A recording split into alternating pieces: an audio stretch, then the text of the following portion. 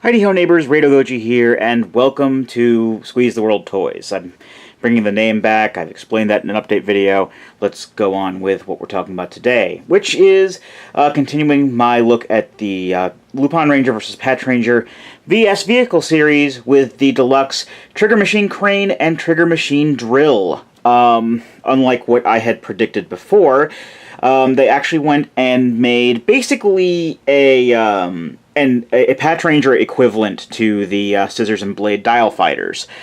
So you've got basically one big vehicle that has a smaller vehicle that basically attaches to it in some way, shape, or form. Just showing off the box real quickly here. Same old stuff that you would expect from the boxes up to this point. So not really too much to see here. Now we've pretty much rushed through that part. Let's look at the vehicle itself, which is this, obviously. It looks quite nice. It is this is the crane in its normal mode here. I mean, this is how we always start these VS vehicle things off. But it rolls around fairly nice. It has the same kind of tires, I would say, as Trigger Machine number 3 does.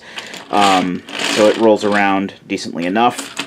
Aesthetically, it's pretty much on point with the other Trigger Machines. It has the black and white sort of color scheme, kind of because, you know, police and everything. You got your siren lights on the back, and of course a main accent color to it. In this case, yellow. Yeah, not really too much to it. Much like the other Trigger Machines, all it can really do in its normal mode is just roll around. But you know, most of the, if not all of the VS vehicles in their normal modes don't really do much of anything. There's from the front. I guess I got the little Patranger badge on the front there. But yeah, all in all, it looks pretty nice. I like the how it does look consistent with the others, and it looks also has the number 5 on the side there. So to transform it into its attack mode, obviously we got to pull the trigger on the back here, and it basically just bops the crane boom up a little bit. Really, what it does is I think there's this is like kind of a neutral position for it, and then you just bring it down and it locks it in place, and then the trigger just releases that lock. But that's the attack mode. Well, the main attack mode for the crane. Obviously, for the full attack mode, we do bring out the smaller vehicle that's contained within, which is the drill, little drill car, and it's actually right in here. All you gotta do is move the crane boom up some more so that you can just take it out of its little tray. It doesn't clip in or anything like the what do you call it? Like the blade does with the scissors. But you got this little drill car here. Looks kind of neat. Got the slider on the side here that you can use to pop out the drill. The treads on here are solid, but there are little wheels underneath, so you can roll that around too. The drill does not move at all. Unfortunately, I can understand there not being like some sort of automatic turning thing with the size of this. Much like, again, the Blade Dial Fighter, it's kind of small for it to have any real complex mechanisms inside. I would have preferred that they had some way to, you know, turn the drill manually, but unfortunately they weren't able to get that to happen. But I can understand why. The crane, however, is a little less impressive in its attack mode. All you can really do is move the crane up and down. Oh, I forgot actually. You pull this out a bit. That's the attack mode, is with the crane pulled out a bit. And you can move it up and down, and that's pretty much it. See, whenever I think of this, I think of... It's really hard to say. I am a little disappointed in the crane itself.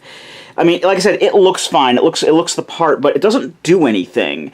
I keep thinking back to Go-Go Crane from Patranger, and how it had a whole plethora of things it could do. It had little stabilizers that came out. The crane boom was able to, you know, rotate 360 degrees, and the and the hook was actually attached to a string. You could actually, while it did extend like this did, you can actually take the crane hook off, and it'll, you know, it would come down, and you could reel it back up with the crank. None of that with this. It's just kind of like this, and you can move it up and down, and that's pretty much all there is to it. And also, oddly enough, whereas with the blade like clipped into the scissors, as we saw before, there was like a little spot where it clipped in via the code tag or the code bar or whatever you want to call it on the bottom. Whenever you put the drill back in, it's just kind of in this little tray. Like, it doesn't clip in or anything like that. It just kind of fits in there, and then it's held in by the crane when it's in normal mode. Because now the reason I mention this is because, if I can get it back out, the reason I mention this is because there is something else you can do, and it does involve putting the drill on top of the crane here. See, there's this little bar on the top, and you can basically put the drill on top of the hook here, and the bar will catch on the little nubs on the code bar. You kind of got to line it up, and then it'll look. You got the drill on the end of the crane there, which is it's you know, it's kind of a neat thing. This is actually something that it does to an extent in the show. It's like in the debut episode, the drill kind of just like runs up the up the crane and plows into the bad guy. But this is pretty much all it is. And I probably would like this a little bit more if it wasn't so... If it was executed a bit better. You see, this is just kind of resting on there. Much like how it doesn't clip into the little tray down here, it does not clip at all up here. It is simply laying on that bar, which is catching on to the code bar on the bottom of the drill. And that's how it's staying in place. If you move this at all, like if you move it up a little bit more... Now I've got to go get that. Well, actually, I could just... Sorry. Just get that there. But as you can see, it doesn't stay on there. So they didn't even put a... And you can even see like these little sidebars here. You could easily put a clip or something there to keep that in place. But they decided not to do that for whatever reason. I mean... Again, it looks cool. I like the little drill car. I like the way the crane looks. The crane definitely looks the part, and you can still roll it around, but I just wish that more thought went into the presentation. But obviously, considering that this is an auxiliary component for a robot, in this case our good old friend Pat Kaiser, this does, of course, make an extra armament for said robot. So, obviously, we've got to do the needful to start off. We're going to take the pink arm off. Then all we really do is we take the crane. We're going to put the crane arm back down, even keeping this extended and everything like that. So all you got to do is just slap that on here. Make sure it connects. There we go. And then on the drill, there's a little peg on the back that will flip down. And much like the blade becoming a sword, this kind of becomes a drill weapon that you put into the green arm. There's actually the hole here. Let me see if I can pan up and zoom in on this, or at least bring it forward so you can see better. There's a little hole in the wheel, in the hubcaps here, and you can actually stick that in there. And even the instructions say to put it in like it's upside down,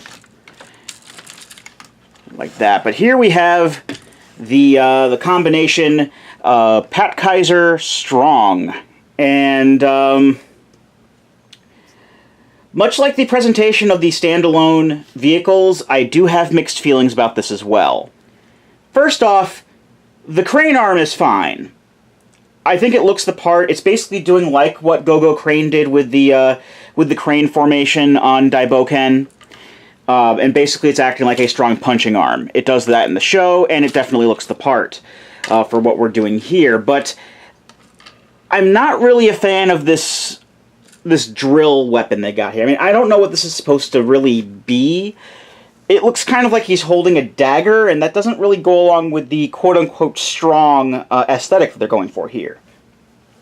Now, granted, in the show it does look a lot cooler, and they have a little bit more developed. Like on the actual prop, the drill is a lot longer, and they even do like a special attack, like they do in Patranger with Daiboken drill and crane.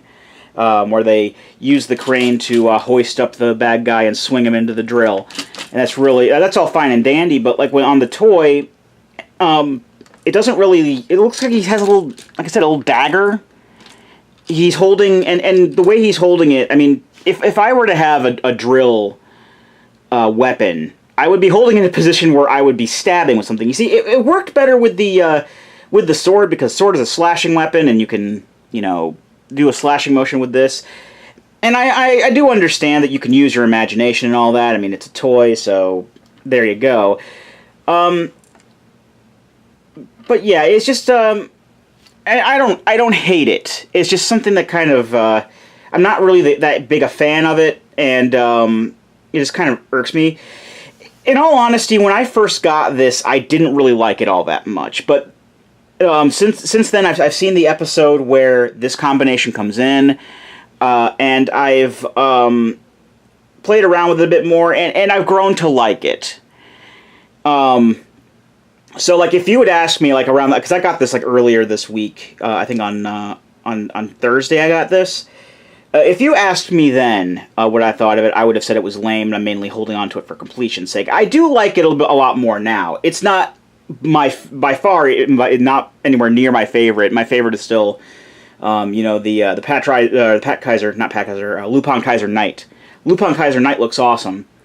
But this, it's just like they were grasping at straws, trying to find some sort of an equivalent that they could do with the Pat Kaiser here, and it's fine, but I don't know. It just seems like they think of Lupinranger stuff first, and then they try to come up with equivalents for the Patrangers. I mean, their weapons, like the Lupinranger weapons, seem a bit better. They have like swords with little grabby arms on them, whereas the Patrangers have batons that are also megaphones. Pat Kaiser doesn't look, even in the regular mode, doesn't. I mean, while it does have some cool features, like I like the baton. I like the baton idea and having a gun for an arm, because that's very police. But I mean, the head doesn't look cool. I mean, the head sculpt is fine. It's just it has this weird hood on it. It looks weird. Whereas, Lupin Kaiser looks a lot more natural. It looks like it works a lot better, and especially with these auxiliary combinations with the small weapon and the bigger arm, the sword and shield works a lot better than this little drill thing and the punchy arm. I don't know, but either way, like I said, I do kind of like it.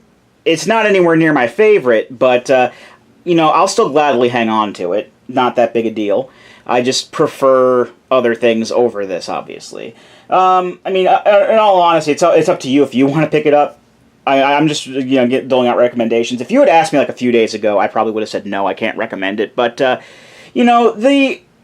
good does outweigh the bad with this, in my opinion. And even considering that it's taken some time to grow on me, the good does outweigh the bad, but just slightly. But yeah, I would say I would recommend picking this up, if only you're a collector like me, or if you like this design. There you go. Again, you only need to pick up the components that you want. You don't have to pick up big old robot sets for this. But yeah, that's pretty much my take on it. Could be a lot better, but I still do like it in the end. So next time, I don't know what's coming out next, in all honesty. I do know that magic Guile fighter I was talking about is still on the way, and apparently, because I looked up stuff in the meantime. Apparently, its Patranger counterpart is going to be a fire engine, which actually looks pretty cool. The extra ranger guy, his stuff is coming out, and apparently it looks like there's a special version of Good Striker or something like that that's coming out for the movie. So I don't have to worry about necessarily buying a second second Good Striker to have a second robot, so I don't have all these components lying around. But either way, whatever comes out next, we'll make a video on that. So until then, I've been Rado Goji, and I'll be here next time. Join me, won't you?